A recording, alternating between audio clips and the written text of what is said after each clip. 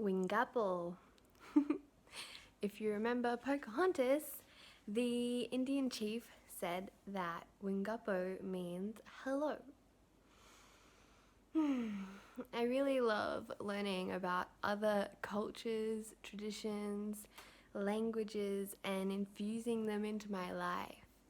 This has been something that has always been within me, and I suppose that's also why I feel so multicultural. it, it's really sometimes challenging when I think about what people are saying about cultural appropriation and how it's not okay to do this and it's not okay to do that and it's disrespectful this and that. And my thought is that if we are all one, then why is it culturally inappropriate to utilize something from another culture and with like deep reverence while you are doing so, whether it be for ritual or for well, really just for ritual that I can think of right now. I was going to say entertainment purposes, but see, that's where the line is a bit blurry for me, because I am an eccentric person just naturally. I feel that I am always entertaining myself, and then therefore others get that bonus entertainment. So if I was to do a ritual or even just be myself and wear the clothes that I wear, a lot of the time it looks like costume pieces, and I love doing makeup, really eccentric, or just like a natural beauty or eccentric, or none is really my thing. So yeah, it's an interesting thought, hey. um yeah, so did you know that, and I don't even know where that came from all of a sudden. Well, I'll tell you a fun fact. So one of my guides that has been assisting me this whole time is a Native American Indian, and I'm unsure what his name is. I know it's a male. I know that he is a lot taller than me, and he has a very big presence. So yeah, I'm not sure what his name is. However, he is very strong, and one of my main guides. I feel that I resonate a lot with Native American Indian traditions and culture, cultural background, and their way of living, their ethics, their code of conduct, and all of that kind of thing. And I occasionally channel him, so I just might spontaneously break out into some deep throat singing. Let's see how we go.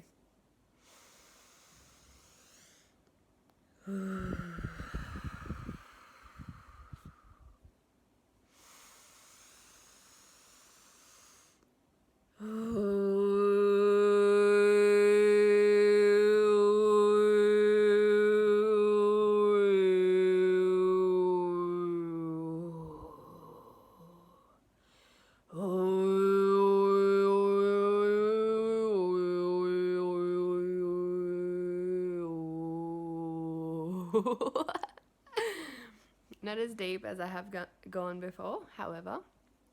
It feels so good to make sound, doesn't it?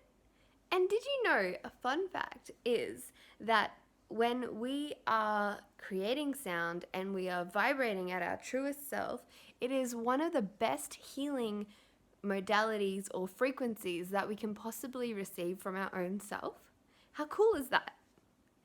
It's so interesting that most of my life I've been called annoying, and I really struggled for a while with my own voice and listening to my own voice. I struggled with looking in the mirror a lot of times too, and isn't that just such an upsetting thought that, I mean, not just for myself, but for everyone who has ever felt that way or feels that way currently, and more so for those who feel that way right now. I know that it took me a while and that everything is a process. So someone might be younger than me and have learnt and implemented the same thing that took me 30 years. And someone else might be 50 and they still haven't implemented the thing that we have implemented, if that makes sense. So self-talk is such a massive thing. It's underrated, as in it's not talked about very much in mainstream society. And I feel that self-talk is so important to understand and to listen to how we speak to ourselves, because as you know, we are made up of 60 to 70% water, and that means that we can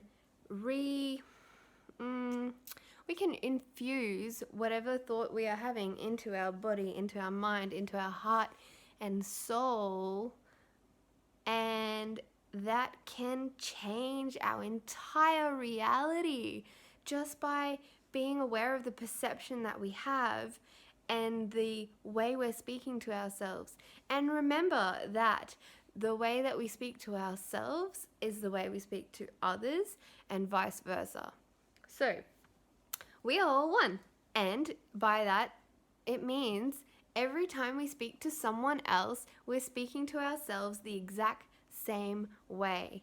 So when you have limiting negative beliefs, thought patterns, behaviors, and programs that are playing out in your life, whether it's someone does something you don't like and you judge them and you're like, oh, that's just not cool, like how could you do that?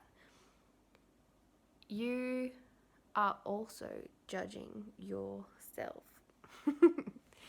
So be kind. It doesn't cost anything. In fact, it infuses our life with so much more love, compassion, understanding, and just overall magic when we are kind to ourselves and kind to others. If you have a goal that you want to achieve, the fastest way you can do that is by positive affirmations, and it's not the only way. So, one thing that I really, really love to do for myself and I love to share with others is a thing called mirror magic. So you may have seen one of my past videos where I was listening to the money switch activation program that I invested in, and I wrote on my mirror something about unexpected income coming in, and lo and behold, it came in. Not only did income come in from someone random, it also came in another way. So, for example, there's this thing that I've been wanting to do and feeling really strongly about for so many years, and now I have the opportunity and the product to do exactly that thing. And it just goes to show that when we desire, when we truly sit with ourselves and our intentions and make wishes and goals from our heart that are integrated with our mind and our body, our womb if you're a female, and our intuition, it is so much more likely that it will manifest. And of course, in divine timing. So that's enough for today. And actually, I've done a few videos today. That's enough for right now. I am super excited to do my mediumship course, and I am going to create that solid foundation for my day. So, did you know that you can... I just said that's enough. There's always more. So did you know that you can reset yourself at any part of the day or night just by creating these rituals and routines? So for example, you start off in the morning, you have 3 things that you do that anchor you into the morning and get you set up for the day. You have 3 things at midday that boost your energy you eat, you sit in the sun, you breathe, for example. And then you do 3 things at night that remind you that you're going to sleep, you're going to have a restful sleep, it's going to be great, and you're going to wake up rejuvenated to start the day or the moment all over again. So it's actually 11:28 p.m. in Australia right now, and I only had 2 hours sleep from my last video. So yeah, I'm really feeling that life force energy flowing through me, and I can feel that my dad is here, and I can kind of feel my grandfather's energy a little bit, still weak. I know my shaman guide is here. I know my great grandmother is here. And I just know how excited they are for me too, because they've been leading me to this point, and I'm so ready to keep sharing what I know and what I love with everyone. So thank you so much for listening, for being here. Thank you so much for choosing to be on Earth in this tumultuous time. And thank you for always having faith and trust and hope in yourself and the greater good. I love you so very much, and I look forward to sharing with you again next time. Bye for now. Mwah!